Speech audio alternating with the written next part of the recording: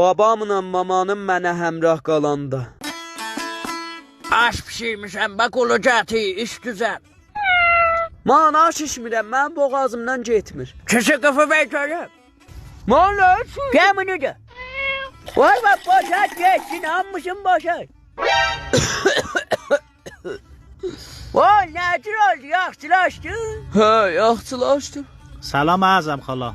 Gədə sən burada nə işin? Gəldim Murtaza dostumu görəm. Nə mənə gətirib? Komputuna nab meyvə gətirmişəm. Qədəməz kompetin eyni, məzəm ol gətirərlər, bildin? Man yazıq kompot almışdı da mozu neynisən? Vay nədirsən, yaxşısan? Vay! Ay! Bak duraya! Nəyə durun gedə? Aa mərzin ki sınıf atmışsan üstündə. Duraya! Vay yaxşı, qıçı sınıf daha çıxmayıb ki. Aa sen kimsən bırakırmısan bibinə? Mən mərizin dədəsiyəm. Dədəsən həmrah gəlmişsən, həmrah kartımın şumarəsini bilsən. Niyə bilmirəm? Oxu görüm.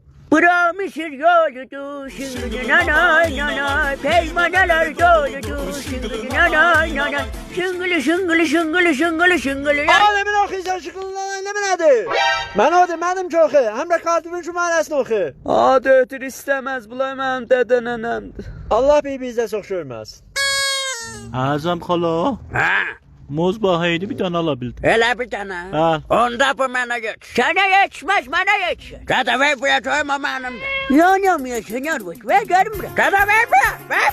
Ay sen ver görüm. Sen ben kıyıldı. Ver çekirim kıyılsın. Sen ötür, sen. Var ve del evvelden moz yarı böləcəkdik babi. Da sen deseydin mozun yarısında verəcəksən mənə, mən tav eləməzdim ki. Yok, ses çalma yatak gece. Yatsı yat da mən senden işim yoktur.